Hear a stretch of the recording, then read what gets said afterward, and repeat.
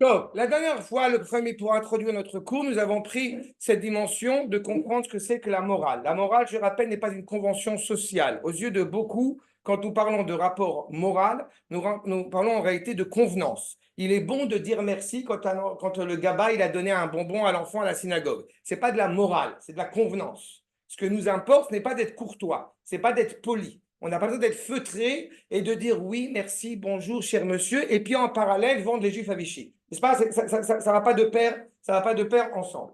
Donc, quand on parle de morale, on parle d'abord d'un rapport qui se veut être un rapport de faire le bien pour le bien. Pourquoi tu mets la ceinture dans la voiture?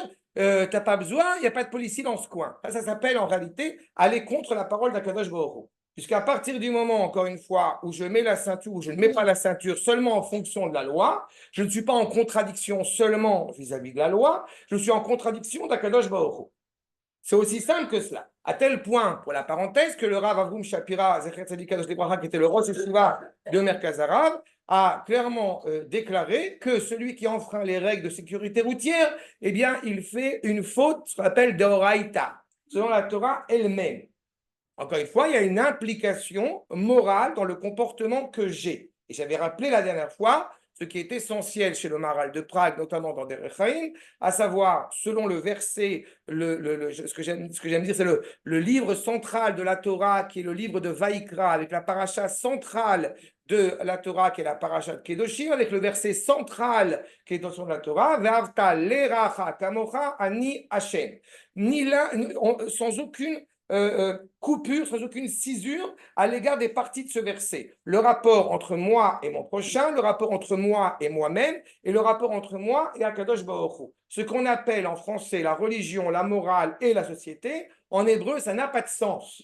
En hébreu, tout cela est imbriqué l'un dans l'autre. On a vécu en dehors d'Eretz Israël, on a vécu en exil pendant 2000 ans, on a vécu dans une réalité tronquée, coupée et erronée. Et ça a eu des implications dramatiques puisqu'on a commencé à dire il est religieux, il n'est pas religieux. Est-ce qu'il est moral ou il n'est pas moral? Moi, j'ai vu des religieux qui volent. Et bien, en réalité, ce ne sont pas des religieux. C'est aussi simple que ça. D'accord? Et on avait développé ça la dernière fois. Alors, Charles, selon ce postulat, nous poursuivons ici, puisque encore une fois, et quelqu'un m'avait interrogé, je crois qu'il n'est pas là aujourd'hui, mais il m'avait interrogé pourquoi j'ai besoin d'expliquer le rapport aux nations, à la chrétienté, l'islam, etc. On aura l'occasion d'en parler, ce rapport à la chrétienté et à l'islam, mais il m'apporte de vous dire, de vous signifier que si on n'était pas influencé par ces cultures environnantes, mais alors je m'en contrefous. Le problème, c'est qu'aux yeux de beaucoup, et c'est ce que nous avions développé, nous avons fait des amalgames entre le fait de tuer et le fait d'assassiner, et on commence à imputer un problème moral aux soldats d'Israël de massacrer un enfant palestinien. Non seulement il n'y a aucun problème moral à massacrer un enfant palestinien, mais en plus là, c'est une mitzvah de massacrer un enfant palestinien. Encore une fois, quand cela est nécessaire, je n'ai pas dit que j'ai des voisins arabes, Baruch Hashem, même si je ne rêve pas de bonnes choses pour eux, je ne suis pas toujours en train de me dire je vais aller les massacrer de bon matin. Mais rassurez-vous, quand on est à Sukkot sur ma terrasse et qu'on chante ce chant Yom Simcha Israël, Yom Shoah Ishmael, ils ont très bien compris ce que je pense d'eux. Donc ne vous inquiétez pas, Bezrat Hashem, ils vont partir ou mourir. Mais en attendant, il est évident que nous parlons d'abord de ce rapport moral. D'accord? Et là, encore une fois, qu'il n'y ait pas de malentendu, je ne suis pas en train de mépriser un goy en tant que goy, je méprise un arabe parce que pour le moment, c'est mon ennemi. Vous m'auriez demandé ce que je pensais des Allemands il y a 70 ans, ça n'a pas beaucoup changé. Mais vous auriez demandé ce que je pensais des Allemands il y a 70 ans, je vous aurais parlé le même discours et le même langage. N'est-ce pas? De la même manière que d'avoir, vous savez que il y a eu là j'ai compris récemment, il va y avoir la réinauguration de leur dame. Vous avez entendu parler de leur dame, n'est-ce pas? Bien fait. Je fais partie de ces rares personnes qui, quand leur dame est tombée, eh bien, j'ai fait un repas à la maison de joie. D'accord? Pourquoi j'ai fait un repas joyeux à la maison? Parce que sur le parvis de leur pourriture, il y a eu des juifs qui ont été massacrés. Donc, à partir de ce moment-là, je n'ai aucune envie d'avoir une miséricorde, d'avoir de la peine, à la différence de certains juifs, malheureusement, parfois même appelés rabbins, à montrer de la peine à l'égard de cette bâtisse absolument affreuse, au-delà de l'idolâtrie qu'ils véhiculent. D'accord? C'est exactement la problématique. Je ne suis pas chrétien, donc quand on me frappe sur la joue gauche, je ne tends pas la joue droite. C'est aussi simple que ça. Mais seulement on a été habitué pendant 2000 ans à véhiculer ce genre de problématique. Et comme nous sommes influencés malheureusement par cette culture, alors on est obligé de retrouver, encore une fois, nos marques. D'accord? Archa. L'équation de base du problème moral politique pourrait être résumée par le titre du livre de Martin Buber, Je et tu. C'est pas un hasard si Manitou utilise ce penseur, justement, Martin Buber. Martin Buber est un penseur qui a été beaucoup influencé, qui a beaucoup été inspiré par la Chassidoute, mais il fait partie de ces rares juifs, il y en a quelques-uns comme ça, qui sont aimés par les chrétiens. Mais alors, extraordinaire. Et quand vous avez un juif qui est aimé par un chrétien, ça sent pas bon. D'accord? C'est exactement la problématique. Martin Buber, il a mis en évidence ce je et ce tu, et j'avais l'AFCA pour paraphraser un peu cette problématique. Vous avez en hébreu ce qu'on appelle Ani et on a Anochi. À partir du moment où il y a un je qu'on appelle Ani, alors il prend en considération le tu. Baruch Ata. À partir du moment où je te reconnais comme étant source de bénédiction, parce que tu as mis cette pomme entre mes mains, etc., eh bien, j'accepte l'idée que je me trouve devant le Créateur. Baruch Ata. Il y a une proximité. Mais le problème, c'est que Akadosh Baruch Hu n'existe pas, je veux dire, que par rapport à ce postulat. Ça veut dire que Akadosh Baruch Hu, c'est d'abord et avant tout Anochi. Akadosh Baruch Hu, il est roi en tant que roi. C'est pas Anochi, dans une dimension négative, ça serait l'égoïsme, la Enochiout. Ça vient de la même racine. Mais Anochi n'implique pas qu'il y ait un tu. Anochi Hashem Elohecha, que nous avons reçu au Har Sinaï, je suis Akadosh Baruch Hu, ton Dieu. Point. Mais malgré tout, ça ne nous a pas suffi. C'est moi qui vous ai sorti d'Égypte. C'est ce que dit Akadosh Baruch Hu, Anochi Hashem Elohecha, Asher Otzecha Mered Mitzrayim. Tu rentres donc à Akadosh Baruch Hu face à face et tu comprends qu'Akadosh Baruch Hu a de l'intérêt à l'égard de sa créature. N'est-ce pas? C'est comme si on imaginait pendant une seule seconde que depuis 76 ans maintenant, même un peu plus, nous sommes revenus chez nous, mais ça n'a rien à voir avec Akadosh Baruch Hu. Ça serait une absurdité monumentale. Je fais partie de ces rares personnes qui, Baruch Hashem, le soir de Pessah, boivent le 5e verre. Pourquoi je bois le 5e verre? D'abord parce que mes maîtres m'ont dit que c'était tout à fait possible, et je passe les détails mais surtout parce que je prône l'idée, avec tout le respect, et Dieu sait combien j'ai du respect pour lui, je prône l'idée que nous sommes ici aujourd'hui après 2000 ans d'exil, pas que grâce à Herzl, mais d'abord et avant tout grâce à Kadosh Baruch Hu. Donc je bois le 5e verre. Anochi, c'est être rattaché à Akadosh Baruch Hu. C'est ça? Si vous voulez savoir qui, comme ça, avant que vous entendiez des propos de part et d'autre, mais c'est qui ce fou qui boit le 5e verre, rassurez-vous.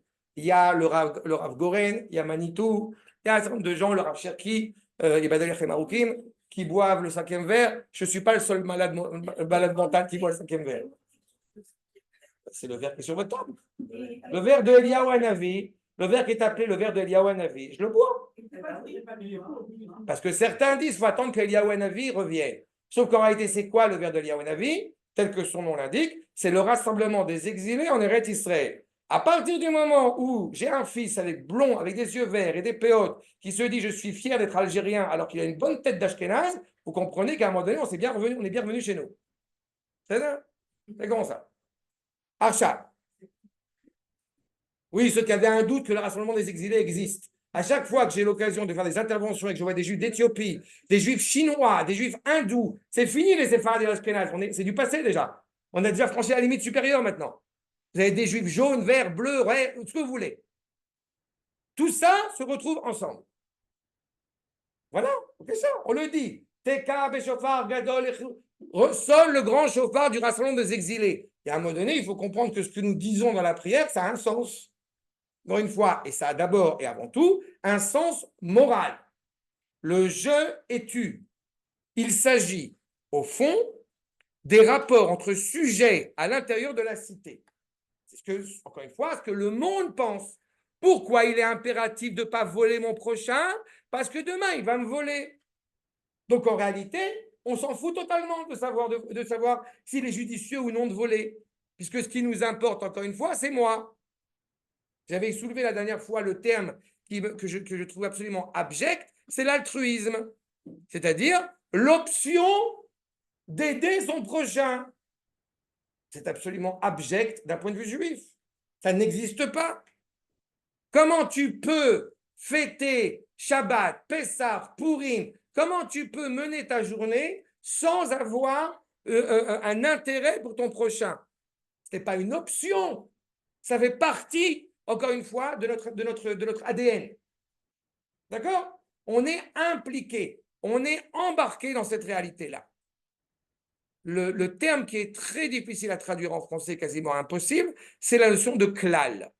À chaque fois qu'on parle de klal et qu'on traduit en français par collectif, c'est une traduction malheureusement erronée, insuffisante. Le collectif, c'est un ensemble d'individus. Le klal, c'est un corps humain. Le Am Israël, c'est un corps humain. Quand il y a un problème sur un soldat, je souffre. Quand il y a un juif je souffre. Oui, mais il y a toujours cette notion de...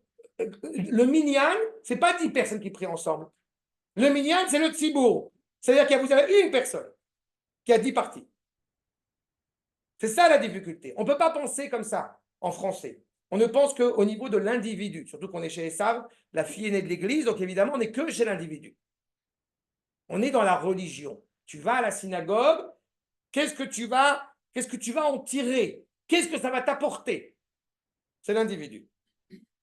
Le judaïsme, ce n'est pas du tout ça. Le judaïsme, on est fils d'Abraham. Akadosh Baruch Hu a tranché une alliance avec Abraham, Karat Brit avec Abraham. Qu'est-ce qu'a dit Akadosh Baruch Hu à Abraham? On est tous les deux 50% dans l'affaire. Tous les deux. Responsables à part égale. Tu as cet engagement-là.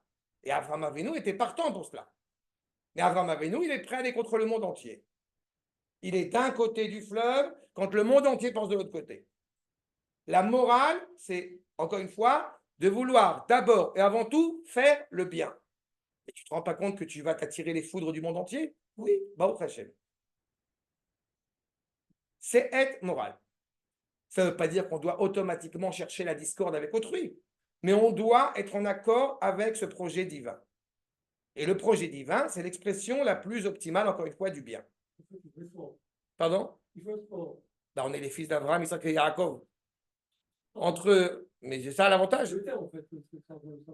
Mais c'est très intéressant ce que vous avez dit, parce qu'il faut être fort, c'est exactement le terme qui est associé à Avraham Avinu. Eitan Ezrachi.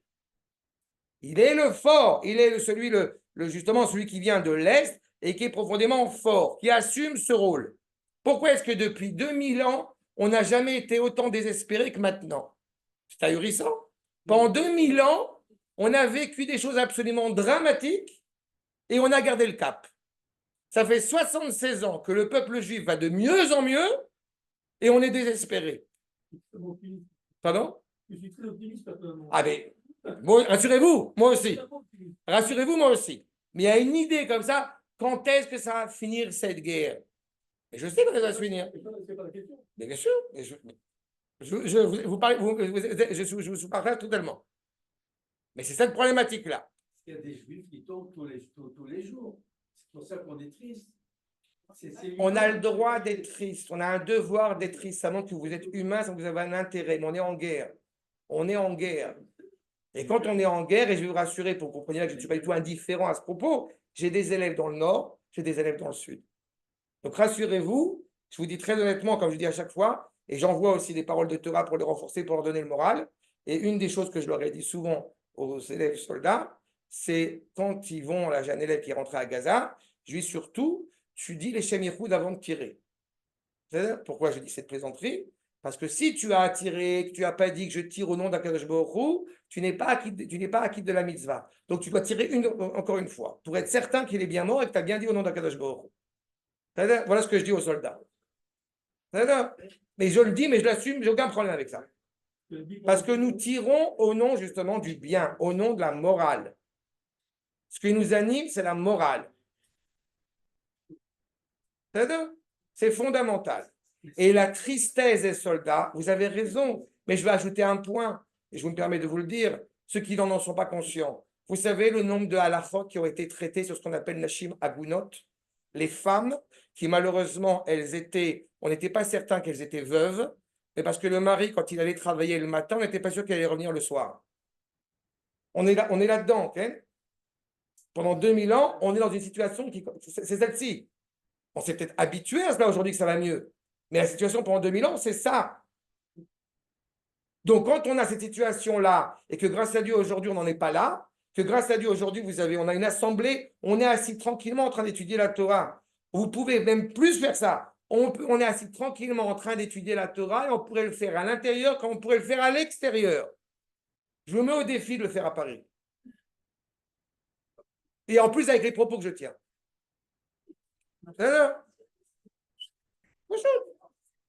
Le peuple juif va mieux. Et comme j'ai coutume de l'expliquer, pendant 2000 ans, et si on reprend l'histoire il y a 100 ans, en général, le juif était véhiculé, était associé à être au bossu avec les ongles autour de la planète, n'est-ce pas, qui est en train de voler l'argent. D'accord? Pour l'antisémite primaire, à quoi nous ressemblons aujourd'hui? À un soldat avec une grosse kippa, des grosses péotes, qui a le fusil, qui est en train de tirer sur le pauvre Mahmoud palestinien. Ça veut dire que ça va mieux. Si c'est à ça qui nous associe, voilà. Vous allez faire un génocide. Bezrat Hashem. À partir du moment où nous prenons la morale, aucune autre nation n'est en droit de s'approprier ce terme-là. La morale, je l'avais expliqué, est rattachée au bien, et donc au bien absolu. Donc c'est immuable. Notre volonté n'est pas d'être cruel, notre volonté, c'est d'accomplir la vérité du projet divin. Et à la différence de ces populations maghrébines mal fortunées, on peut dire, eh bien, nous n'avons aucune envie d'être cruel pour être cruel. Il y a une anecdote que je raconte souvent, c'est là où il étudie mon fils, il a 16 ans. Mon fils a 16 ans, ils sont, grâce à Dieu, plein de jeunes, plein d'adolescents, avec la bonne tête, c'est-à-dire grosse kippa, péote, sandales, le vrai colon israélien dans toute sa splendeur. Et ils ont 16 ans, ils étudient de la Torah toute la journée. Et le fait est, c'est que le matin, quand ils se lèvent, ils ne sont pas en train de penser quel est l'arabe, quelle est la femme enceinte arabe qui vont aller massacrer ce matin. Ce n'est pas ce qui les anime du tout. Et Dieu sait combien mon fils et tous ses copains ne sont pas soupçonnés d'avoir une certaine miséricorde à l'égard des populations autochtones. D'accord? Maintenant, est-ce qu'on peut envisager pendant une seconde que le Mahmoud de 14 ans n'a qu'une chose le matin quand il se lève, c'est d'aller poignarder une femme enceinte à Bnei Brak? La réponse, bien évidemment, est oui. Donc, il n'y a aucune comparaison possible. On n'est pas sur la même planète, Bichlal. Et depuis 30 ans que je suis en Israël, comme j'ai coutume de le dire, quand on a vu ce qu'ils sont capables de faire à la famille Fogel, la fille du Rabben Ishai, quand on voit ce qu'ils sont capables de balancer un arabe par la fenêtre, un arabe, alvaï, mais ils sont capables de balancer un soldat par la fenêtre, avec les mains ensanglantées, vous comprenez à quoi on fait référence. Donc, mais même pas, en rêve qu'ils osent nous parler de morale. Ils ne savent pas de quoi ils parlent. Parce que justement, nous ne sommes pas dans le fait moral. Mais dans ce qui intéresse la tradition juive, encore une fois, c'est ces trois piliers essentiels. La Bible, la Torah, fournit une équation de départ de l'histoire humaine, qui est l'histoire de la relation entre Caïn et Abel. On s'aperçoit que deux types humains sont en affrontement total. Dès le moment où le fait social est posé, il y a automatiquement une tension qui va se poser entre deux frères. Maintenant, regardez à quel point la chrétienté nous a pourris totalement. Qu'est-ce qu'on reproche à Caïn? D'avoir tué Abel. Sauf qu'il y a un midrash quand même qu'il ne faut pas négliger, c'est que Abel aussi est coupable. Abel est coupable. Pourquoi il est coupable? Pour deux choses. La première, c'est qu'il n'a pas enseigné à son frère la fraternité. Caïn, quand il est né, il est le seul. Il a toute l'attention sur lui. Ça a une portée psychologique que je vous dis, parce que quand mes enfants sont nés, quand mes jumeaux sont nés, eh bien, on est rentré de l'hôpital et le frère et la sœur ont acheté pour la grande sœur une cuisine à jouer. Pourquoi c'est fondamental? Parce que pendant un instant, la grande sœur qui était la fille aînée, qui est toute seule, bah, elle est au centre de toutes les attentions. Donc pour elle, cet élément frère qui va arriver est un obstacle, est un danger. Donc en apportant ce jouet, quand je vous dis ils ont acheté une cuisine, c'est nous qui avons acheté la cuisine. À 8 jours, ils n'ont pas encore acheté la cuisine. Mais quand ils ont acheté la cuisine, ça met en évidence cette idée, encore une fois, du rapport de fraternité. Ce que Abel n'a pas enseigné à Caïn, première erreur. Et deuxième erreur, Caïn, nous dit le Midrash, il a réussi à surmonter son frère, qui a failli le poignarder, il a réussi à surmonter son frère. Et puis il s'est dit, mais mon frère ne va pas me tuer, il s'est retourné. Et Caïn l'a poignardé. Ça veut dire que quand nous parlons de ce rapport de fraternité, il est impératif de ne pas négliger ce que nous avons en face de nous. Et de ne pas, comment dirais-je, pas surexposer, mais en tous les cas, sous-estimer ou surestimer la moralité, si je puis dire, que nous avons en face. Nous avons une réalité qui est totalement abjecte. Deux types humains, deux types sociaux. Vous avez deux formes de racisme qui sont absolument scandaleuses. La première, c'est cette idée de se dire je suis meilleur que lui, qui est un racisme que nous connaissons. Et à la deuxième forme de racisme, qui à mes yeux est encore plus scandaleuse, c'est l'idée de dire nous sommes les mêmes. Nous sommes les mêmes.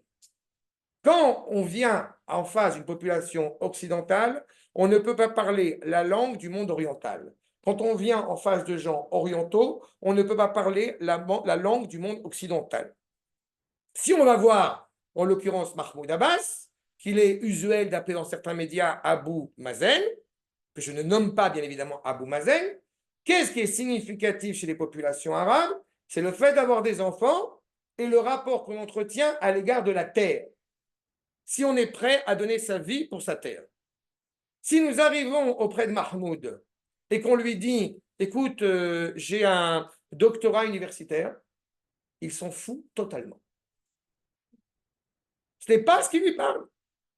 Pourquoi vous voulez absolument parler à un arabe de manière occidentale? La grande thèse absolument abjecte et ridicule, l'État d'Israël, le seul État démocratique occidental. Et depuis quand on est occidentaux? Il a une thèse. Mahmoud, il a une thèse. Et donc il a une thèse. C'est la remise en question de la Shoah. Le modéré. Et c'est le modéré. C'est avec ça qu'on parle. C'est bien. Donc il n'y a rien à dire. On a déjà une abjection morale. C'est souk. Encore une fois, on s'aperçoit que deux types humains sont en affrontement total. Le dualisme est inévitable. Dès le moment où le fait social est posé, la relation intersubjective n'est pas univoque.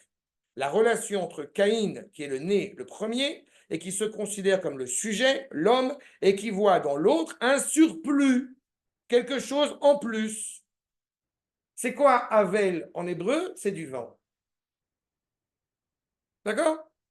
Il faut comprendre que on peut pas, il faut à un moment donné, il faut avoir la paix, il faut penser bisounours, comme j'appelle ça. À Botaï, on n'est pas dans bisounours, on est dans ce monde-ci. Dira Manitou dans un autre enseignement que l'athéisme moderne, c'est la volonté de ne pas reconnaître l'existence du mal. Le mal existe. Et notre rôle, c'est de mettre à bas le mal. C'est tout. Donc, à partir du moment, encore une fois, où on ne s'en préoccupe pas, on met le monde en danger.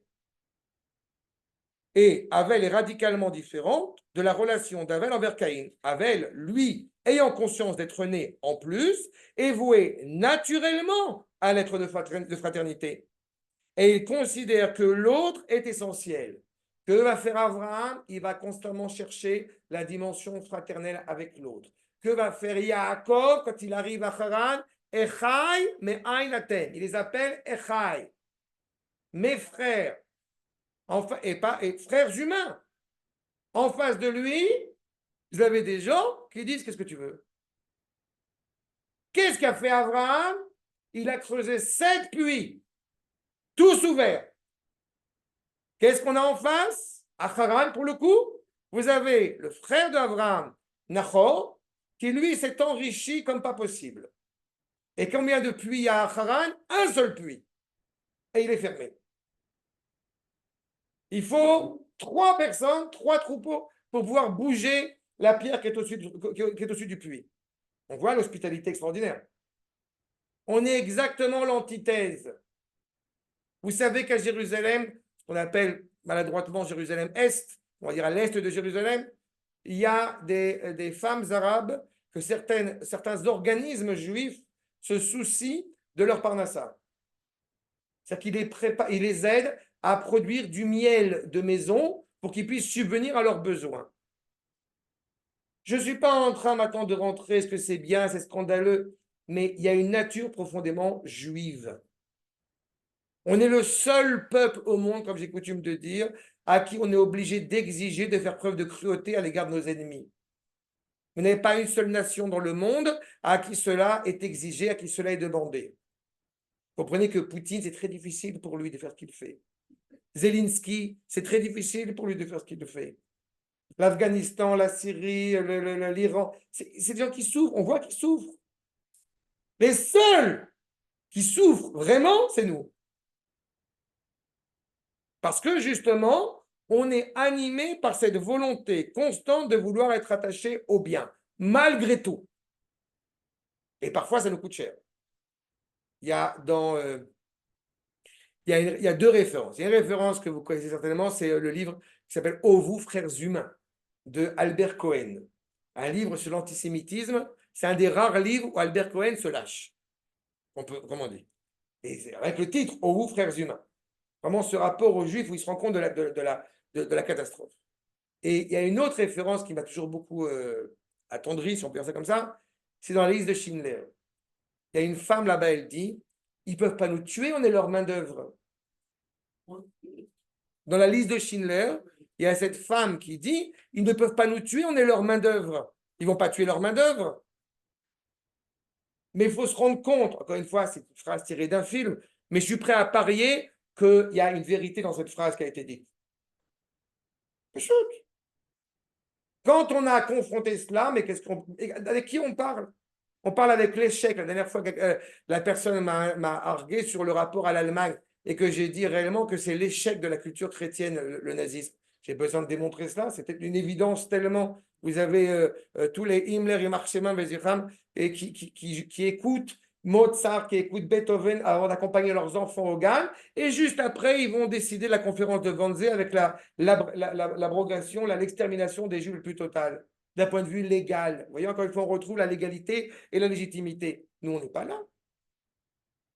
Il y a une vraie sincérité chez certains juifs, même de gauche, dans leur volonté de dire peut-être il faut faire attention de ne pas blesser des innocents. Mais si je pense d'un point de vue juif, alors j'ai une question plus embêtante.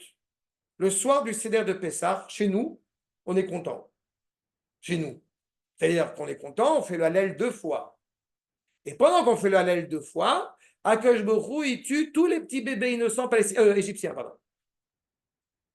Donc, si Akadosh Baruch Hu, ça ne lui pose aucun problème, qui je suis moi pour à qui ça pose problème? Pas chute. Combien de fois il m'est arrivé d'expliquer? Il faut se rappeler. Aujourd'hui, quand j'ai parlé de l'agneau de Pessah, quelqu'un m'a dit c'est quoi l'agneau de Pessah? Quelqu'un m'a dit, c'est quoi le rapport entre l'agneau et la fête de Pessah? Un jeune m'a demandé aujourd'hui ça. J'ai dit, vous avez tellement été déglingué par la France que vous ne connaissez pas que la fête de Pessah à la base, c'est quand même amener l'agneau sur le mont du Temple. Tac! C'est ça la base de Pessah. Et ça implique quoi? Ça implique, j'ai envie de dire, pire que Charlie Hebdo. Puisque le sacrifice de Pessah, l'agneau de Pessah, c'est quoi? C'est prendre la croix de Jésus et le croissant de lune de l'autre abruti, de lui cracher dessus, de l'éclater en 15 000 morceaux et de l'étendre sur le fronton de nos portes. C'est ça, la fête de Pessah. Donc, à un moment donné, il faut assumer ce qu'on est. Ou alors, c'est pas grave. On dit, on n'est pas fidèle à la Torah. Ça va, c'est clair? Archab. Donc, il y a donc, puisque Caïn n'est pas capable d'entendre cette dimension de fraternité, et je répète, toute ma motivation n'est pas pour être cruel, encore une fois, juste pour être cruel. Mon objectif n'est pas que le monde devienne juif, j'en donne aucune envie. J'ai un respect pour la créature en tant que telle, quelle qu'elle soit. Mais justement, par respect pour mettre en place un domaine où la parole d'Akadosh Baruch Hu, la présence d'Akadosh Baruch Hu peut s'avérer totalement bénéfique. On se rappelle qu'il y a eu une courte période dans notre histoire où cela a été le cas, ça a été à l'époque de Shlomo. Donc il y a une recherche constante de réparer moralement le monde. Cette même dimension qu'on trouve chez Havel face à Caïn. Et quelle était, rappelez-vous, la discorde qui animait Caïn et Havel et qui fait que justement Havel a été tué à ce moment-là, c'est qui va construire le Beth Amikdash. Le Midrash nous dit qui va construire le Beth Amikdash. Est-ce que c'est la dimension matérielle, physique ou la dimension spirituelle? Ni Havel, ni Caïn n'ont réussi. Caïn va être nomade, Havel meurt. Qui va réussir? Celui qui va s'installer dans le monde, qui va être ancré dans le monde, qui est ce qu'on appelle Even Ashtia, la tashtit, l'épine dorsale du monde.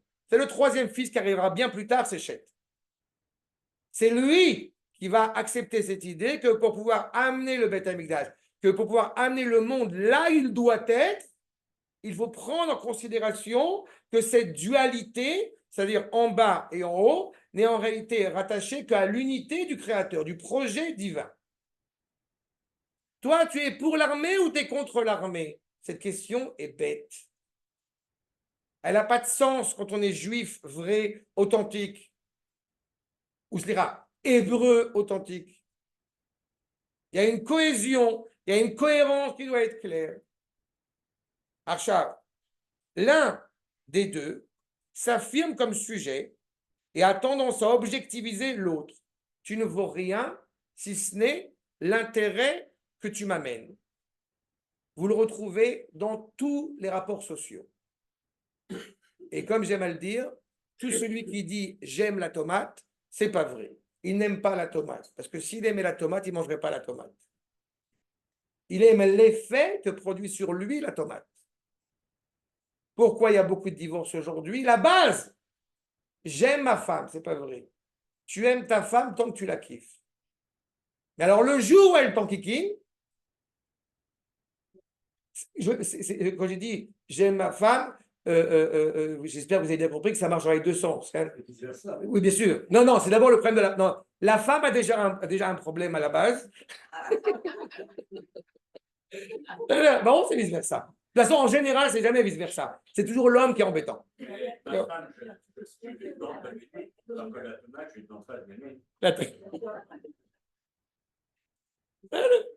On est obligé de tuer la tomate pour pouvoir la manger.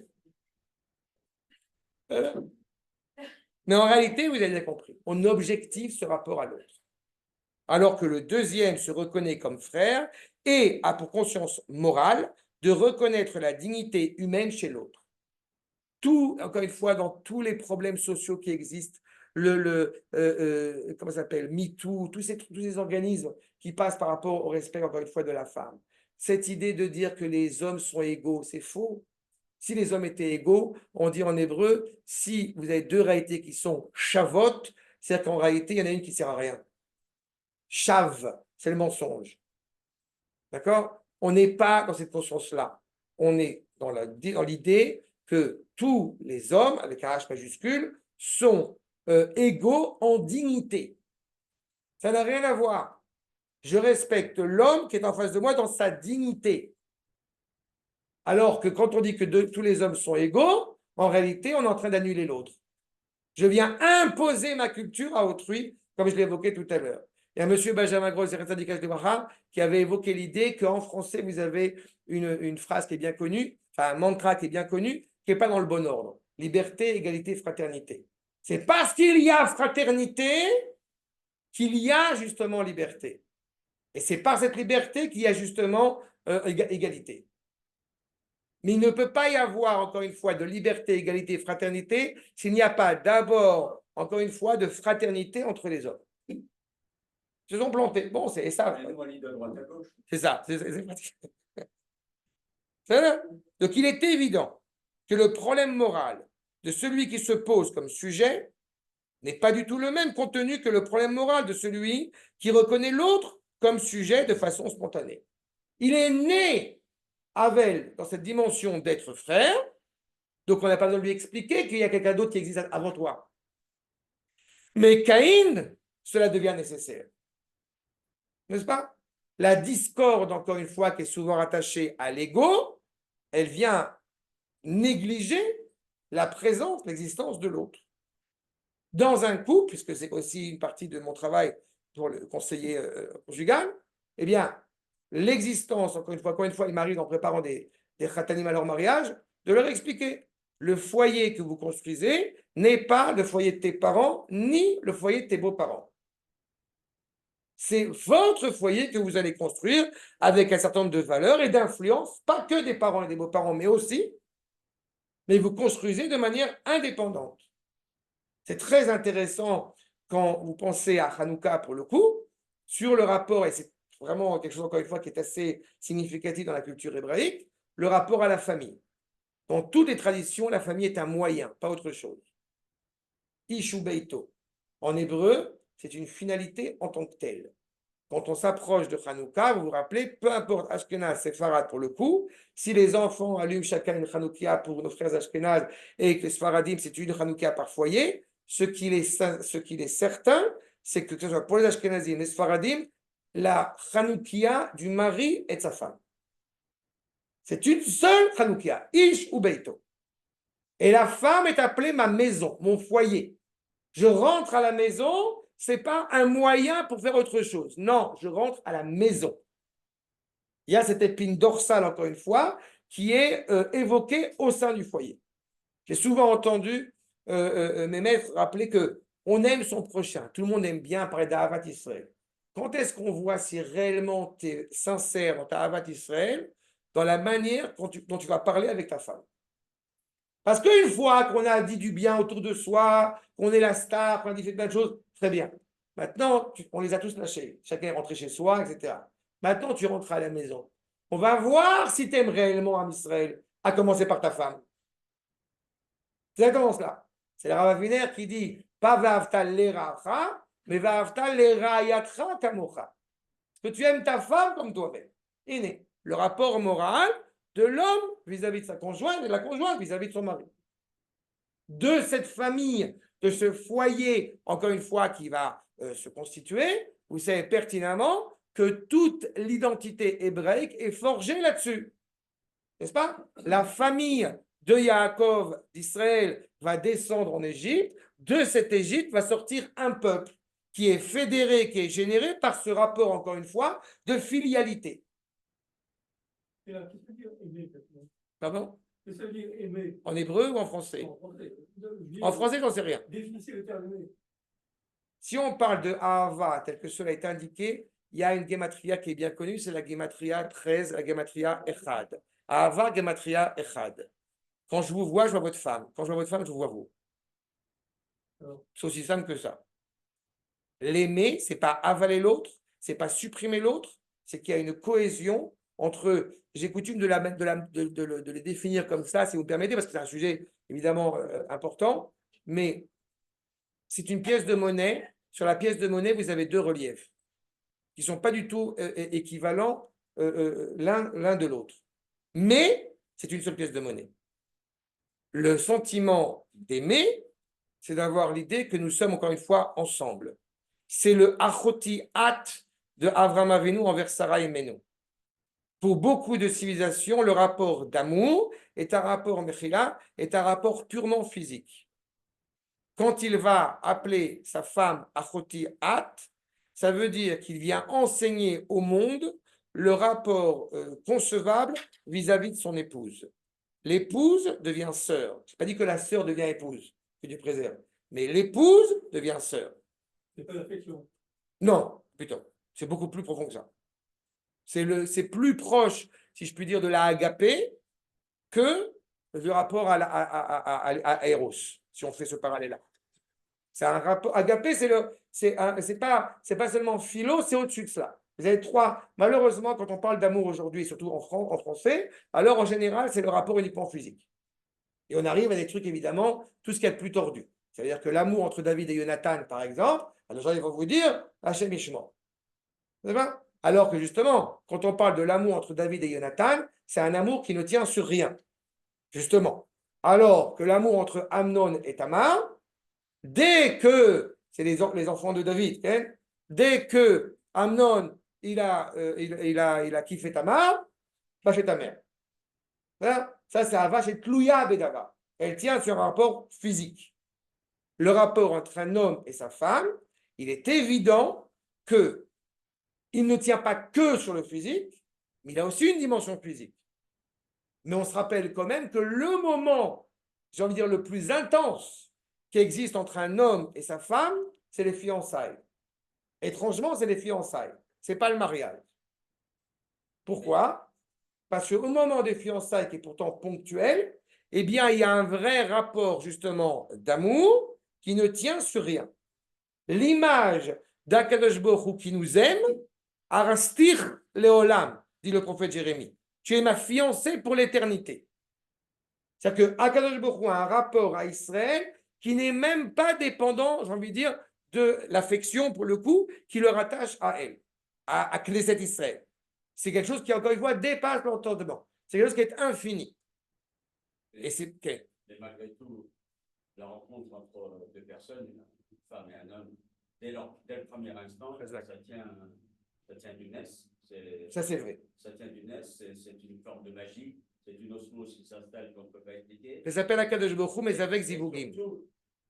Et surtout, il ne faut pas l'expliquer. Ça a un nom, ça s'appelle Akadosh Baruch Hu se préoccupe de construire les couples. Voilà. Donc, ça a un nom. Depuis qu'il a créé le monde, le Midrash dit Akadosh Baruch Hu, mais avec Zivugim. Il fait en sorte que tel garçon et telle fille soient ensemble. Non, c'est. Pourquoi on est hors sujet? J'ai pas compris. Non, parce que si tu veux, ça doit rester un mystère.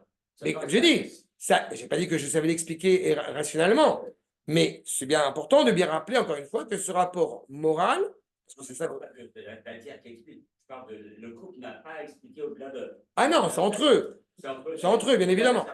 Mais c'est pour ça que j'ai pris l'image de la pièce qui encore une fois, qui a un double relief. Et chaque pièce, encore une fois, est un monde à part entière. D'accord? Ce qui n'explique pas le divorce. J'ai pas entendu? Le divorce. Le divorce est toujours possible. Le divorce, bien évidemment, existe. On vit dans ce monde-ci. Donc, le divorce est possible. Donc, on n'est pas catholique. Mais on sait aussi que le divorce, parfois, s'avère nécessaire. Mais on sait aussi que quand il y a un divorce, c'est comme s'il y avait des larmes qui coulaient du Beth Amikdash. Donc, l'erreur existe. Pardon? L'erreur existe. Évidemment, mais pas de la part d'Akadosh Baruch Hu. De la part de la créature, encore une fois, si elle s'est mise en fonction de son influence, en fonction de postulats, et puis encore une fois, je ne vous apprends rien, pour le coup, et là encore une fois, c'est là où le rapport moral est fondamental, c'est qu'un couple, comme toute réalité humaine, évolue.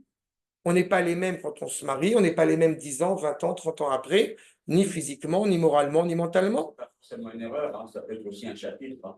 Oui, c'est un chapitre. Tout existe. Et le livre continue. Tout existe. Mais encore une fois, nous vivons cette réalité-là. C'est ça, je t'ai la question. À vrai dire, on place l'amour. C'est bon, c'est un sujet à part entière. Mais je m'adresse surtout, encore une fois, dans le rapport moral que j'ai à l'égard de l'autre, et y compris mon épouse.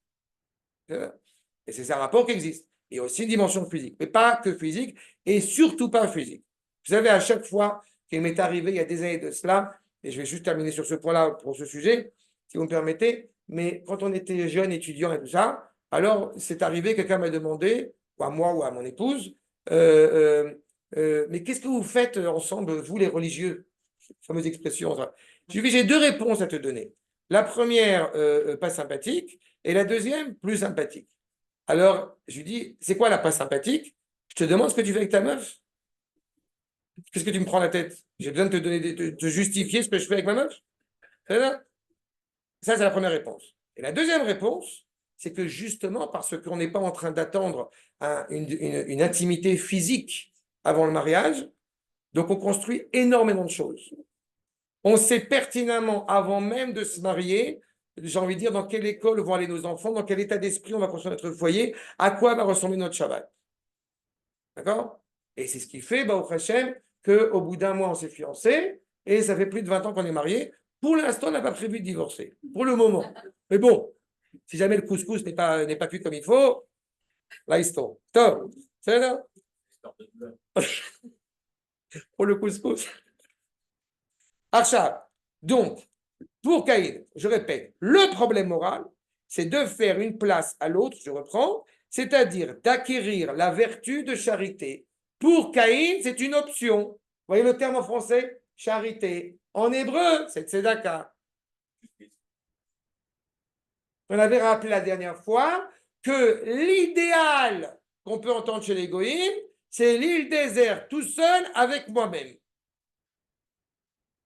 L'idéal juif, c'est exactement l'inverse de cela. C'est le minyan, c'est les trois régalim. L'idéal, c'est on se retrouve tous au Beth Amikdash en train de faire la fête. C'est ça l'idéal. Non mais vous êtes conscient, c'est l'idéal juif. C'est pour ça que j'ai dit tout à l'heure, la notion d'individualisme n'a pas de sens dans la culture hébraïque. Comment on fait quand nous rencontrons des juifs qui viennent d'un pays des plus individualistes qui existent, rattachés à l'Église, c'est la France. On a du mal. Qu'est-ce que moi, je vais en tirer? Baruch Hashem, la France a forgé des assistés, et donc après, il y a plein de problèmes. L'assistanat à la française. C'est ça? C'est aussi simple que ça, ce que je vous dis. Donc, on arrive ici, mais je ne comprends pas, mais... Moi, quand je dis ça, on m'assassine. Mais moi, je le dis. Voilà. Moi, on m'assassine. Rassurez-vous, ce n'est pas de leur faute. Et ça s'apprend. Ça répare. Ça fait partie des nombreux, encore une fois, scories. Après 2000 ans d'exil, comme il est dit au nom de Yosef et de ses frères, lui, il les a reconnus, eux ne l'ont pas reconnu. Ça prend du temps. 2000 ans d'exil, arriver à retrouver la fraternité entre les différentes franges de l'un comme de l'autre, c'est pas évident. Pour Abel, le problème moral, c'est d'amener Caïn à fraterniser, de le moraliser, de l'éduquer aux valeurs morales. Et d'ailleurs, Abel échoue puisqu'il est tué. Vous voyez? Abel échoue. Est-ce que Noach a réussi? Non. Le premier qui réussit, ça va. C'est le premier qui a réussi à mettre en place une structure où même l'autre, quand il a un comportement absolument exécrable, eh bien, il n'est pas en train de le tuer. C'est le premier. Même Sodome, il est prêt à négocier avec Akadosh Baruch Hu, ce qui montre bien la noblesse morale extraordinaire de Abraham. Face à Noach, avec toute la grandeur qu'il a malgré tout, et face à Noach, qui n'a pas versé une larme au moment du déluge. Et non seulement il n'a pas versé une larme, comme j'ai souvent l'occasion de le rappeler, mais en plus de cela, c'est Elohim qui lui a dit de rentrer dans la Teva, la dimension de justice. Il a attendu la 90e minute pour entrer dans l'arche. Premier stade. Deuxième stade, c'est Elohim qui lui a dit de sortir de la Teva. Tu n'as pas le choix. La moralité, la morale, ce n'est pas de s'apitoyer sur son sort. Il m'importe de faire le bien. Bon gré, mal gré, tu te lèves, tu sors, tu construis, tu dispatches, etc., etc. Qu'est-ce qu'on va prôner dans la tradition juive? Tu as fait la Shiva pendant 7 jours, je comprends. Qu'est-ce qui se passe au bout de 7 jours? Tu te lèves. Tu n'as pas le choix. Tu n'as pas l'opportunité de continuer à t'apitoyer. Dieu sait combien il y a des réalités qui sont profondément complexes et délicates. N'est-ce pas? Fameuse plaisanterie, vous connaissez, sur le juif qui pleure, il pleure sa femme et tout, pendant un mois, 2 mois, 6 mois. Et à un moment donné, il leur avait dit, bon, écoute, Bezrat Hashem, tu vas sortir, il faut que... Non, mais il pleure. Écoute, t'inquiète pas, après ça va-t'en, tu vas la retrouver. C'est pour ça que je pleure.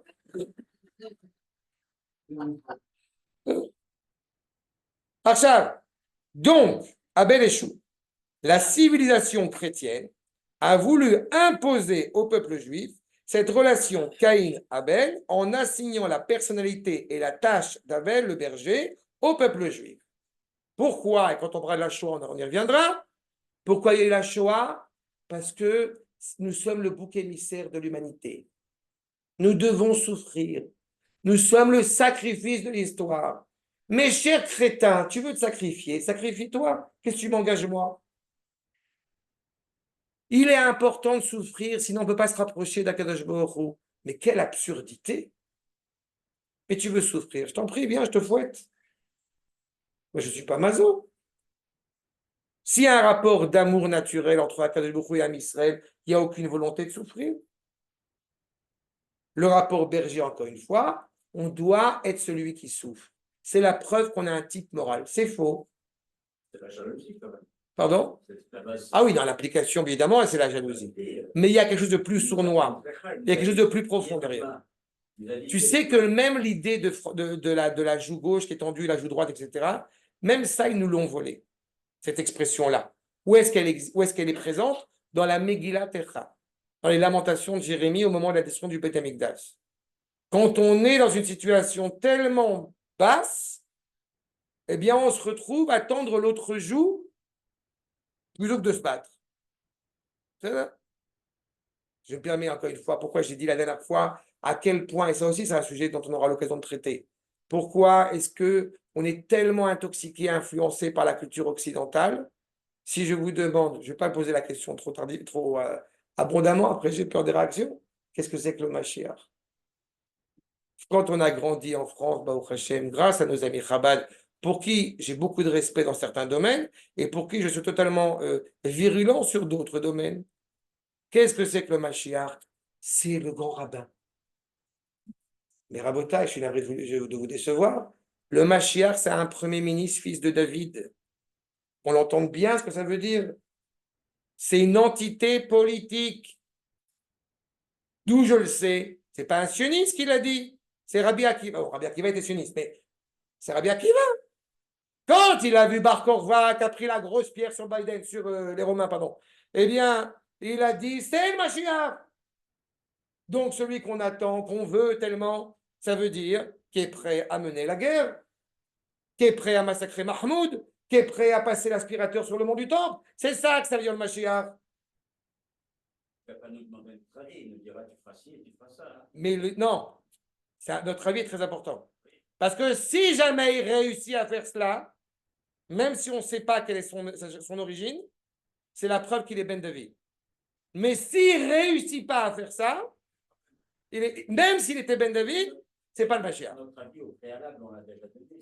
Notre avis au préalable, on a voté pour un Premier ministre qui annonce la couleur. C'est ça? Pas un mystère. Ah non, non. Non, non, on sait pertinemment que, puisque c'est un Melech, Melech n'est pas Moshel, le Moshel c'est un dictateur, le Melech est quelqu'un qui est accepté par le peuple. Si. C'est obligatoire. Si, c'est le natif de Vologine. Je suis navré, c'est le natif de Vologine. La volonté, Rabotai, qu'on soit bien clair là-dessus. Ce n'est pas démocratia au sens où on l'entend, mais oui, c'est le vote du peuple. C'est le vote du peuple. Il faut que la majorité du peuple ait envie de ce que celui qui va s'énoncer comme voulant faire ses missions est pleinement reçu et pleinement accepté par le peuple. Mais le vote du peuple, il donne plein pouvoir. Oui, c'est ça. C'est fini la démocratie. C'est fini. Ah oui. Non, après, oui. Mais d'abord, il faut que le peuple vote pour lui. Quand David Amelech a été choisi par Shmuel, j'ouvre vraiment une parenthèse, quand David Amelech il a été choisi par Shmuel et qu'il a été oint par Shmuel, eh bien, après, il est monté pour apporter, n'est-ce pas, du camembert et du fromage de chèvre à ses frères, pendant qu'il y avait l'autre pourri, Goliath, qui était en train de dire des bêtises. Et roi Shaoul, il était encore le roi, et clairement le roi, alors qu'il avait déjà été énoncé qu'il va perdre la royauté. Mais le fait est, c'est que David Amelech, il n'a pas réfléchi 3 heures. Il a dit, c'est qui ce goy qui ose parler comme ça de Ham Israël? Mi ha'arel hazeh qui ouvre la bouche bichlal. Et quand il a entendu ça, il est rentré dedans. Une fois qu'il s'est promené dans tout Israël avec la tête de Mahmoud, de Goliath, alors à ce moment-là, le Ham Israël a dit, Ichya Amelech. Donc, il n'a pas été reçu comme roi tant qu'il n'a pas été accepté par le peuple. Mais une fois qu'il a été accepté par le peuple, ça aurait pu être la descendance de Shlomo s'il n'y avait pas eu le schisme, mais il est clair que c'est descendant de Yehuda. Exactement. D'accord?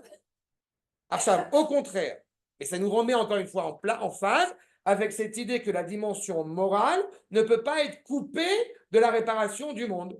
Elle est pleinement axée dans la dimension politique. Et quand je répète, quand je dis politique, je ne parle pas de parti politique. Je ne dis pas la politique. Je pense qu'en français, on est suffisamment sensible à cela. On parle du politique. Être moral, ce n'est pas le Vatican. C'est pas, quand je dis le Vatican, c'est l'idée du Vatican. C'est pas ça. La dimension morale, c'est une société qui met en place des valeurs énoncées par Akadosh Baruch Hu. Une économie, une armée, un pays, une Knesset, l'écologie. Au contraire, l'équation que la tradition juive retient pour le peuple juif n'est pas celle-là.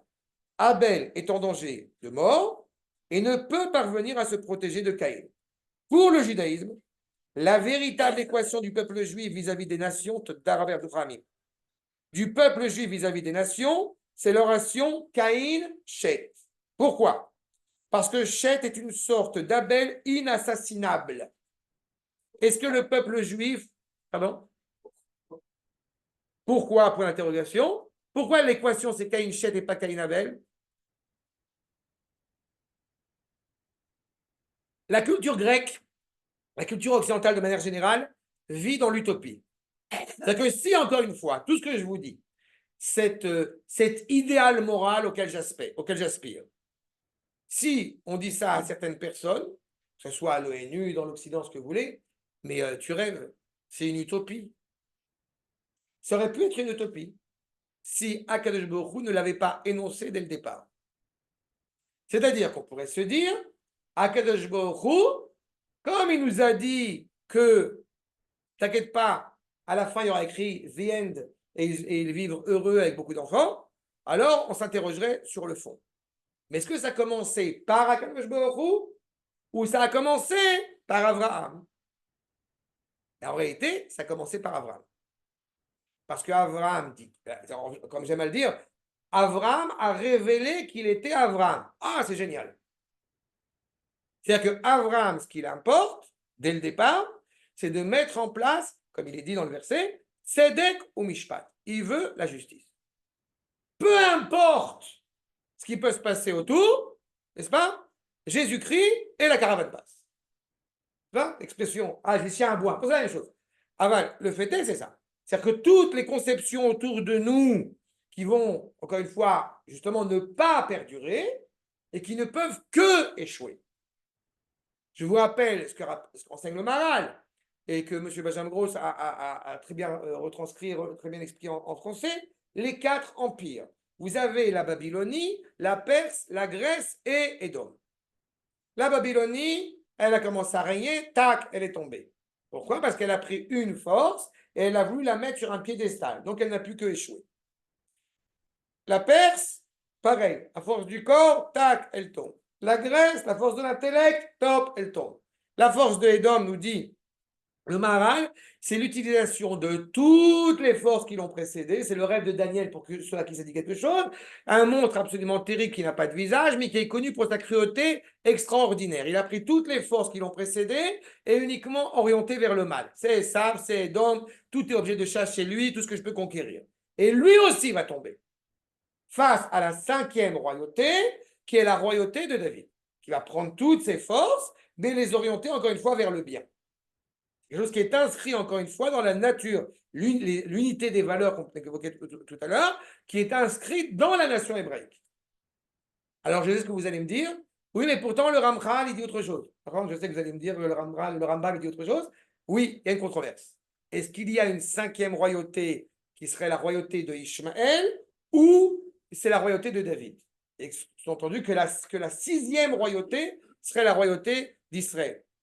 Le Maharal dit qu'il y a 4 royautés et quand Ishmaël veut nous attaquer, ce n'est pas sous un conflit politique, mais c'est sous l'angle de la Perse.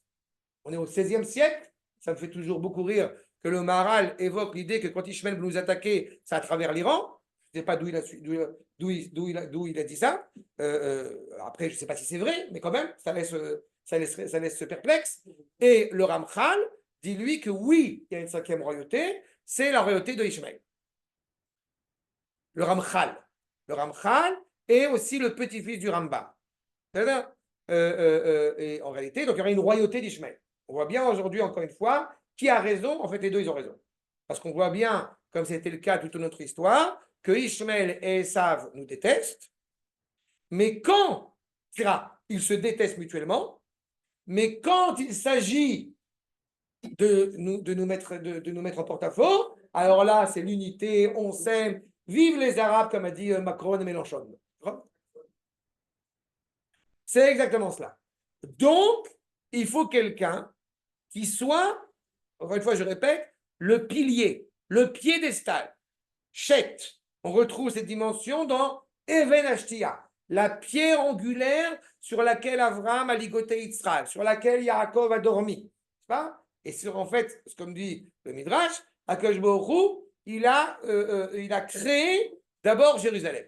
Et avec la poussière de Jérusalem, il a créé le monde entier. C'est-à-dire, je sais que vous pensez qu'il a créé d'abord Oran, Djerba. Non, non. Il a créé d'abord Jérusalem. Certains disent Tiaret, mais ce n'est pas sûr.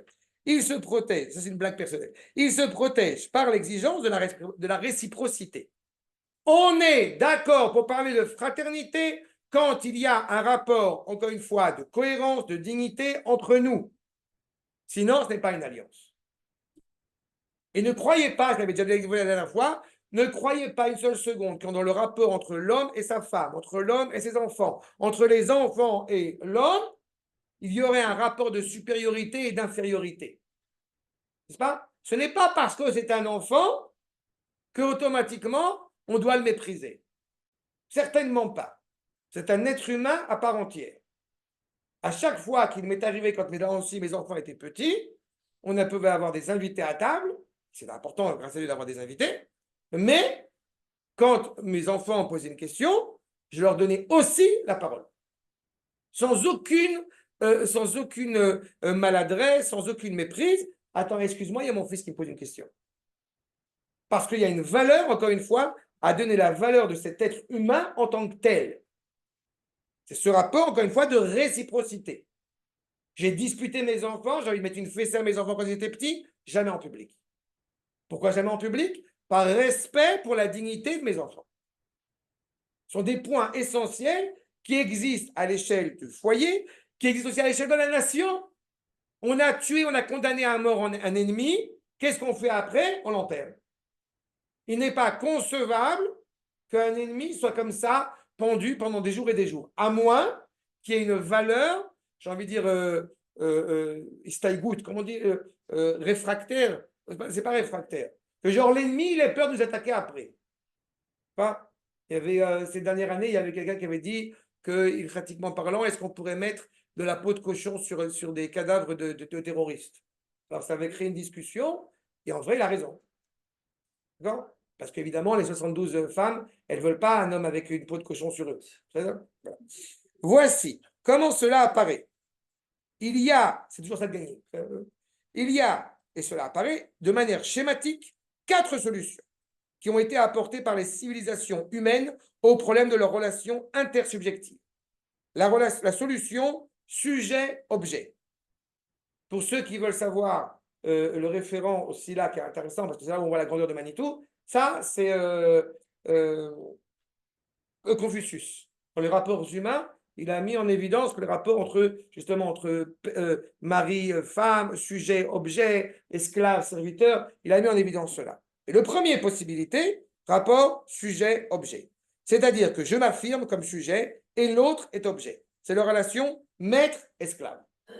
D'accord? Si je dois choisir, c'est moi le maître, c'est toi le serviteur. La solution chrétienne, genre idéale, eh bien, puisque ce rapport sujet-objet est un rapport violent, alors on va choisir une autre alternative. Tu es le sujet, je suis l'objet. La passion chrétienne. Plus je souffre, mieux c'est. Comme a dit, ceux qui ont leur référence très importante, à Meursault, il y a la bonne sœur qui dit à Macintosh, vous aimez tout ce qui est beau, c'est très mauvais. C'est dans la grande vadrouille. Je ne saurais pas vous dire à quel moment, mais si, je sais quand c'est le moment. C'est quand il y a 2 Funès et Bourvil, vous savez, qui vont rentrer, et à la bonne sœur qui dit, c'est très important, elle lui dit, vous aimez tout ce qui est bon, c'est très mauvais. Et après, elle lui dit 33, 33. Dites-moi, mon ami. Il faudra quand même surveiller ce foie. Je peux faire tout le film si vous voulez. Mais, d'accord? Donc, c'est ça. Vous aimez tout ce qui est bon, c'est très mauvais. C'est exactement la conception chrétienne. Tu prends plaisir, tu kiffes, c'est faux. Que va dire les Juifs? Sukkot, on bouffe. Pessah, on bouffe. Hanouka, on bouffe. Shabbat, on bouffe. Yom Kippour, on mange. Après Yom Kippourim, on a une mitzvah de manger. Et la veille, encore plus. Pas que ça. Exactement l'inverse. D'accord? Étant donné que l'on ne veut pas être le maître ou l'assassin, on va dire le crétin, on préfère être la victime que le bourré, que le bourreau. Bourré aussi. Mais, victime que le bourreau. C'est intéressant, je vous rappelle que Manitou a été ce thème de au niveau idéal et théorique. Pourquoi théorique? Aucune civilisation chrétienne n'a mis ça en pratique. Le seul chrétien qui a réellement tendu l'autre joue quand on l'a frappé sur l'autre joue, c'est un juif. C'est Jésus. C'est tout. Pendant 2000 ans. Où est-ce que vous avez entendu dans l'histoire contemporaine que Bush Junior avec Bin Laden, tu m'as frappé, je tends l'autre joue. Il est où l'amour chrétien vis-à-vis de Saddam Hussein? Il y avait la sœur, comment s'appelait cette sœur? Celle qui disait Yallah, une bonne sœur. Emmanuel. On lui a demandé comment tu fais par rapport au président américain et Saddam Hussein. Je mets les deux photos devant sur mon bureau et je souffre. Mais qu'est-ce que c'est que cette connerie? Mais qu'est-ce que c'est que cette connerie monumentale? Je ne mets pas les deux photos et je souffre. Il y en a un qu'il faut massacrer, l'autre qu'il faut sauver, éventuellement. C'est d'une grande n'importe quoi. Non, non, non. Non, vous avez Simone Veil, pas Simone Veil, la députée. Vous avez Simone Veil qui s'est convertie à la chrétienté. Okay. Elle est juive. Totalement tordue, mais juive.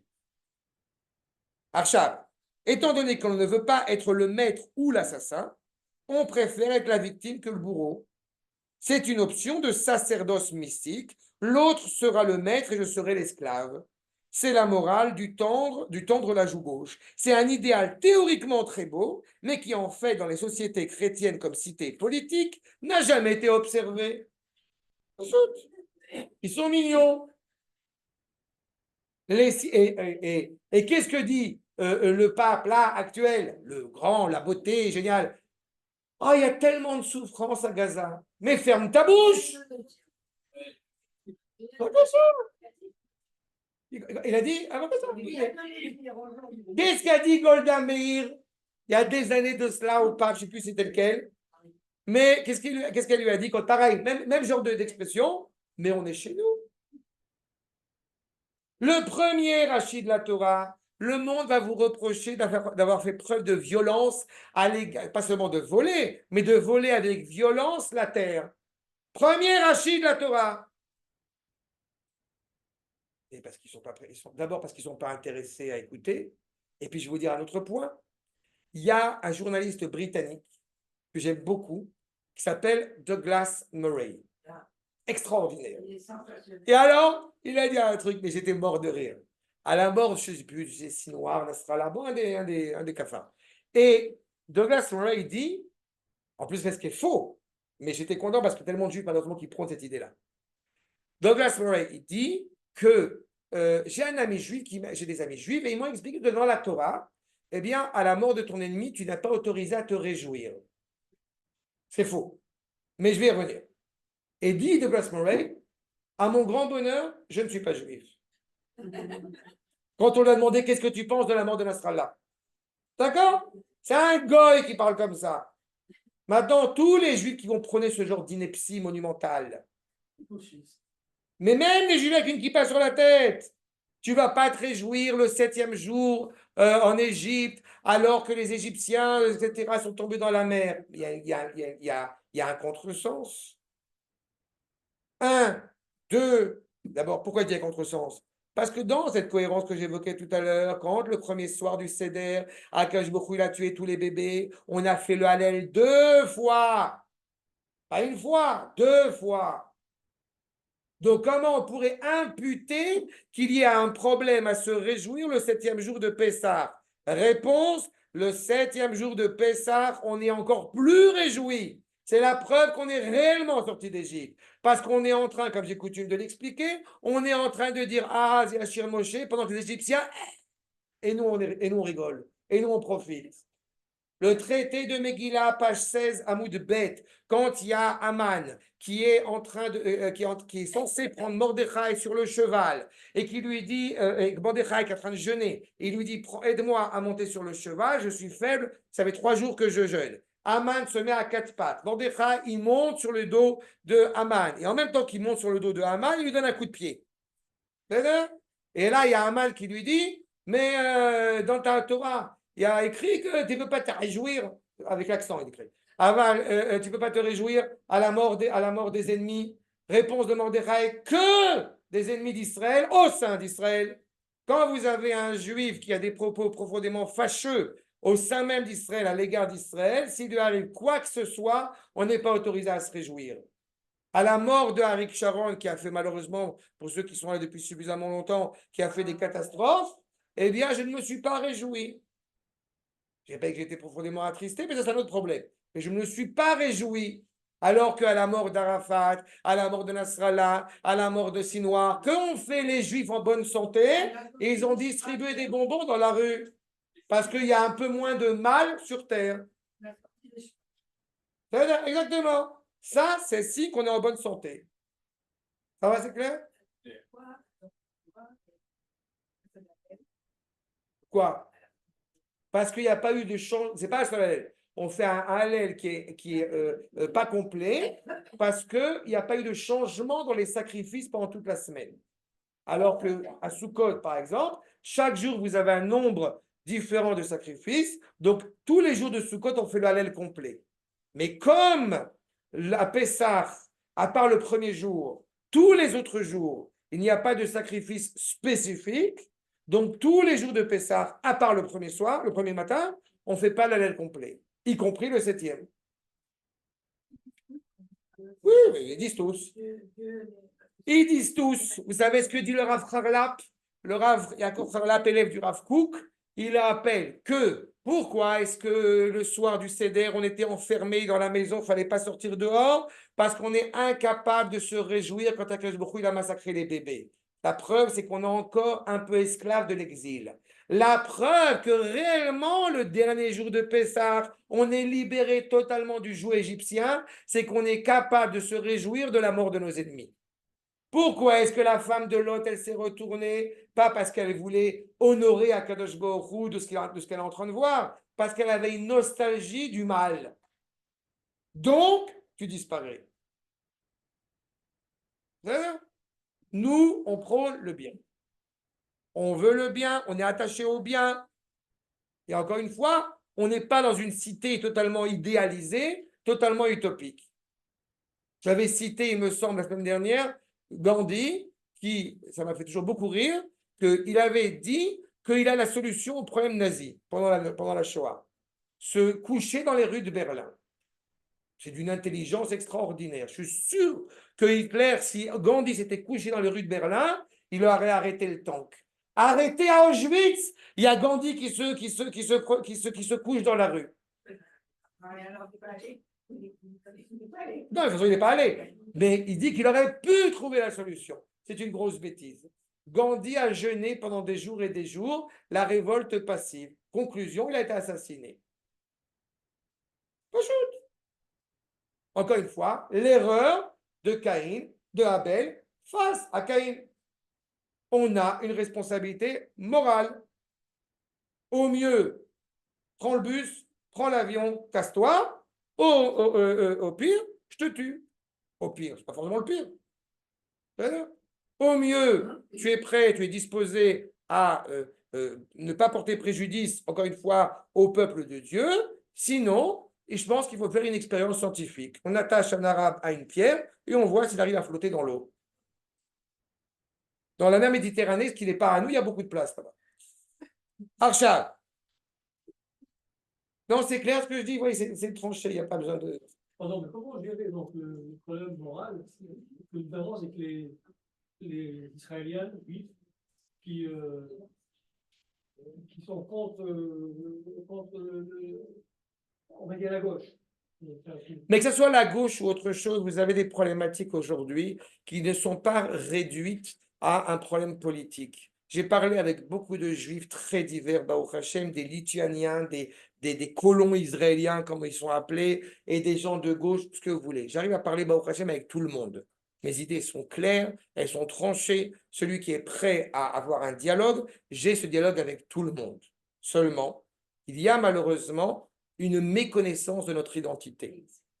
Et quand nous avons une méconnaissance de notre identité, on peut arriver à tous les impairs possibles.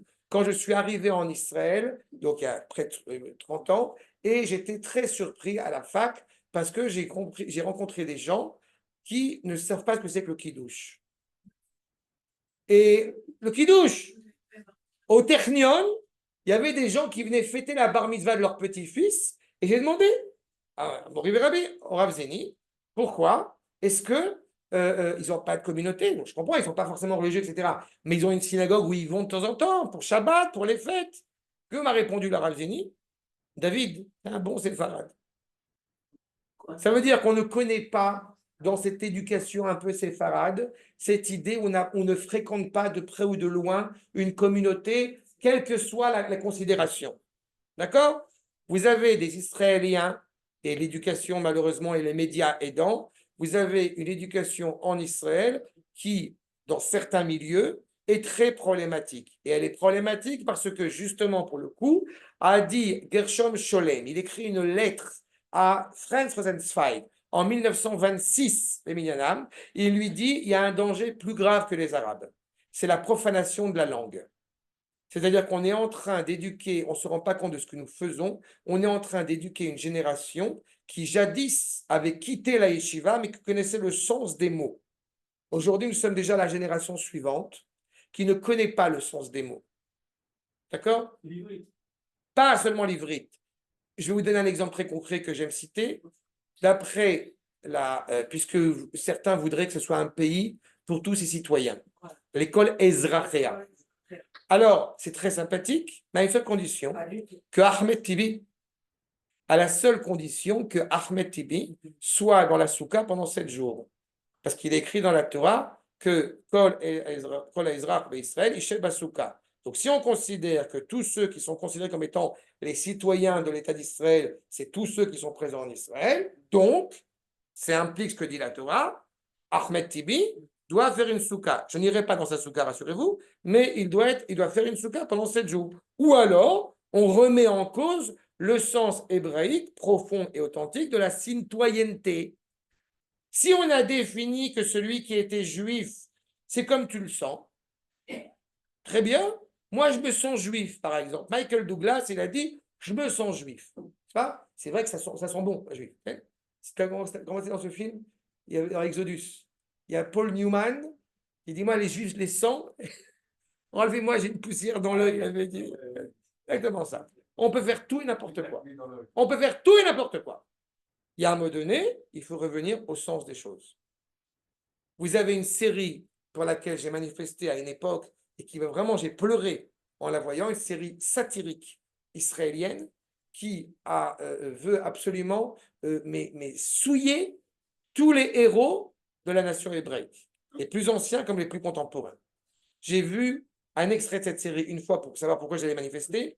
Il faut que vous compreniez que non seulement vous avez beaucoup d'Israéliens avec kippa et sans kippa qui n'utilisent pas le Tanakh. Dans le monde Haredi, malheureusement, la grande majorité n'étudie pas le Tanakh. Tu parles de la Géoula, c'est la Géoula, alors qu'il y a tellement de problèmes en Israël, mais tu as étudié le Tanakh dans ta vie, tu verrais que non seulement on est beaucoup mieux que ce qu'il y avait 2000 ans, il y a 2000 ans, on est dans une situation où vous aviez 2 États qui se trucidaient l'un l'autre, deux peuples juifs qui se trucidaient l'un l'autre.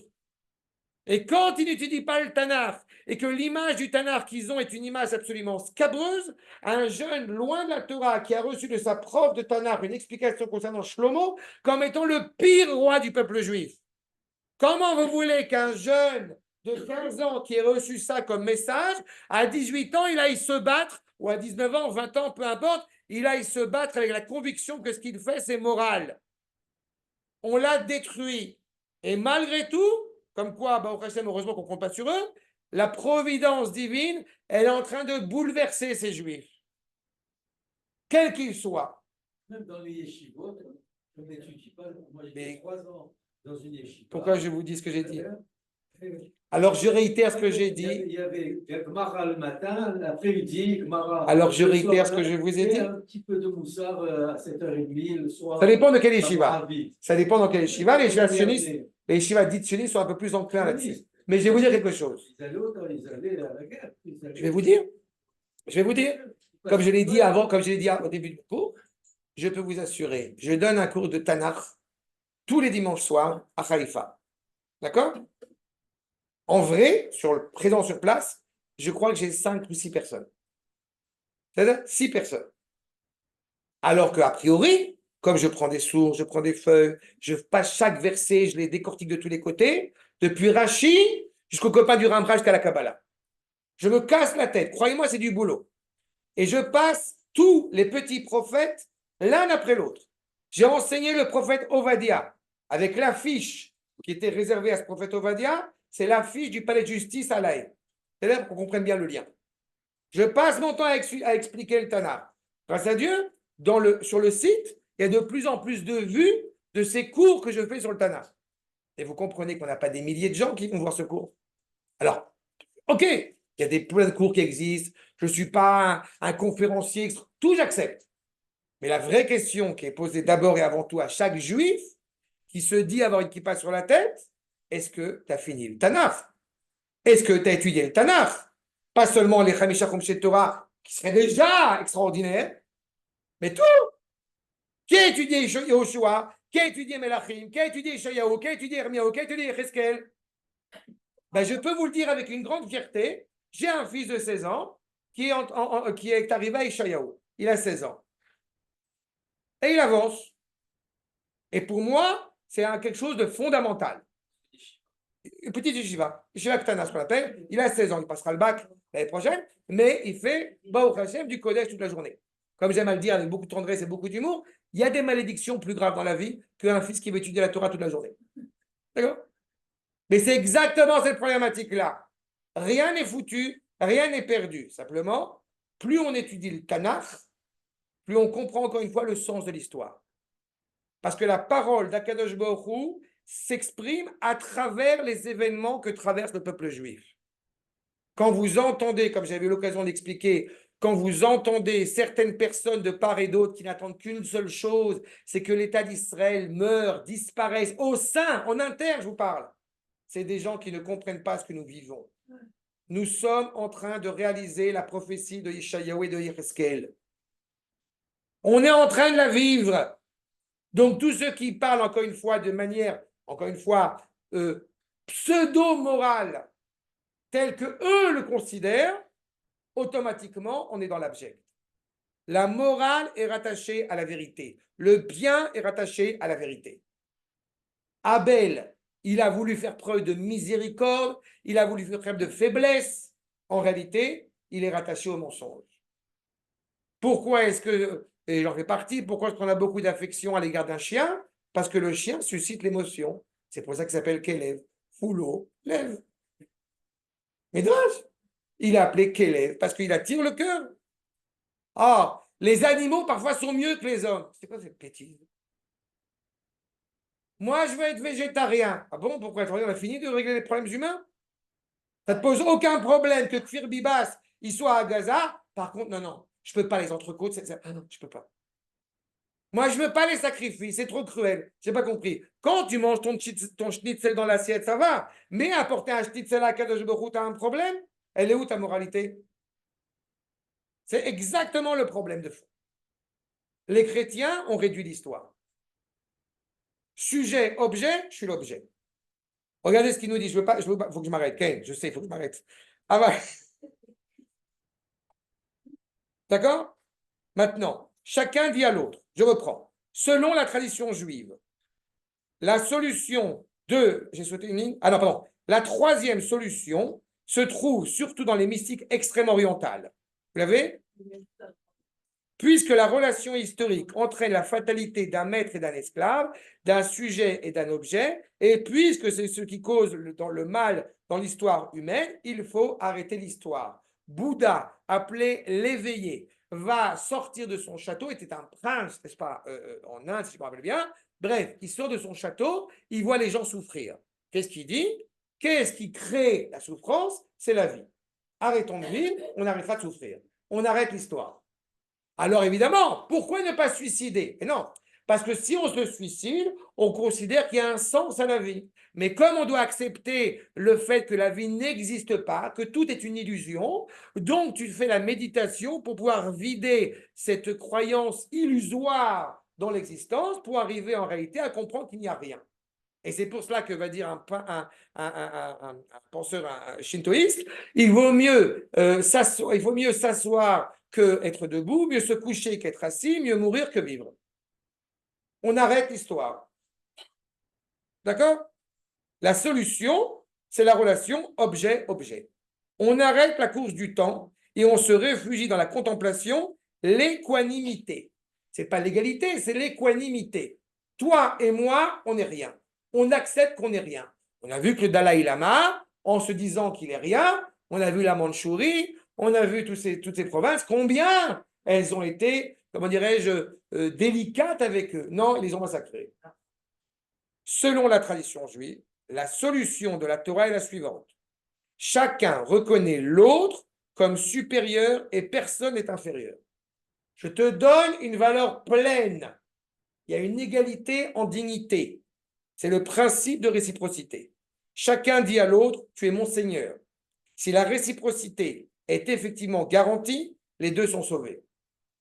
Nous dira Rav Naftali de Koretz, un maître dans la Chassidoute, il rappelle un enseignement bien connu, à savoir, on a chacun un petit papier dans la poche de gauche et un petit papier dans la poche de droite. Dans la poche de gauche, Akadosh Baruch Hu, il a créé le monde pour moi. Dans la poche de droite, je ne suis là que pour servir Akadosh Baruch Hu. Chacun a ce petit papier des deux côtés. Dès que les papiers commencent à se mélanger, dès qu'on a oublié que le monde est fait exclusivement pour moi, mais le monde est fait aussi exclusivement pour ma femme, exclusivement pour mon prochain. Dès qu'on a oublié ça, c'est là que ça part en vrille. La réciprocité. Sinon, il y en a toujours un qui est en danger. Qu'est-ce que le principe de réciprocité? C'est le principe qui vient à restituer la justice dans la valeur de charité. On retrouve encore une fois l'élément de justice avec une prise de conscience, encore une fois, du monde que nous avons à mettre en place, mettre en valeur. C'est trop facile d'être le Vatican. Parce que si on est le Vatican, on n'est pas en train de réparer le monde. La seule manière de réellement apporter une réponse au monde, c'est de mettre en place, comme je l'ai dit tout à l'heure, un État, avec tout ce que cela implique. Et donc, les goïms qui se sont désespérés de la réparation morale, les Occidentaux en particulier, ils viennent en disant, mais pourquoi vous menez la guerre? Vous n'avez pas compris. Si on mène la guerre, c'est justement pour que le bien règne sur terre. C'est clair? Y a-t-il des questions? Est-ce que l'État serait la tzedaka pour le peuple? Je n'ai pas entendu? Est-ce que l'État serait la tzedaka? Non. L'État est d'abord la réparation de la profanation du nom d'Akadosh Baruch Hu qui a eu lieu pendant 2000 ans. Mais l'État, en aucune manière, dans ce que vous avez dit, en aucune manière l'État de se soucier que j'ai de l'argent. Si c'est ça. Ah, d'accord, ok. L'État en tant que tel, ce n'est pas tzedaka. L'État en tant que tel, s'il est mené comme il se doit, c'est l'expression optimale du tzedek, pas de la tzedaka, de la justice. Non, la tzedaka, c'est dans le rapport, encore une fois, de l'homme vis-à-vis de son prochain. Je vais vous dire quelque chose. Donner, c'est respecter, non? Pardon? Est-ce que donner, c'est respecter? Non.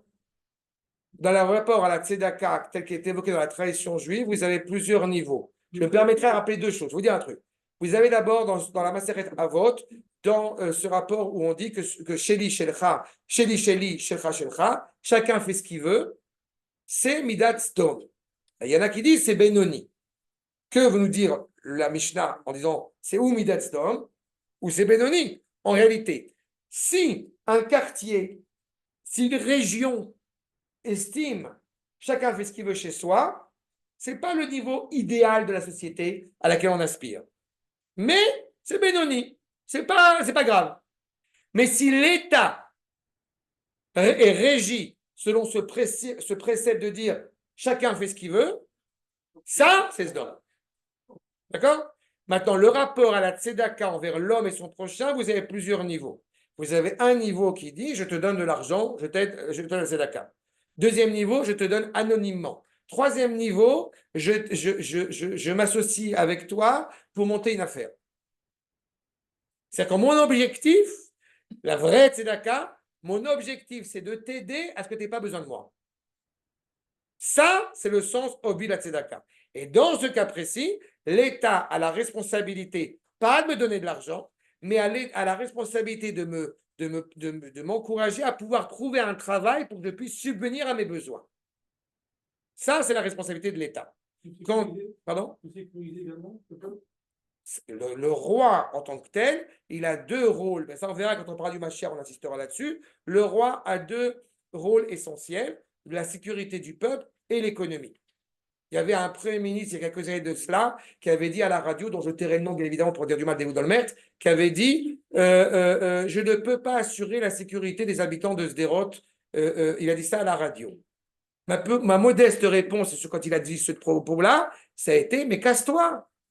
Tu es le Premier ministre, tu dis aux habitants de Sderot qui se reçoivent des bombes sur la figure, je ne peux pas assurer votre sécurité. Mais va chez ta mère. Pas chute.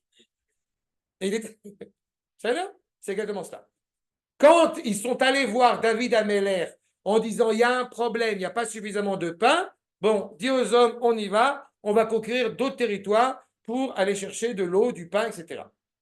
Il y a certains juifs comme moi qui ont besoin pour leur bien-être de faire du ski, donc j'attends que Bibi dise allez, nous allons conquérir Courchevel, Val Thorens et les deux Alpes.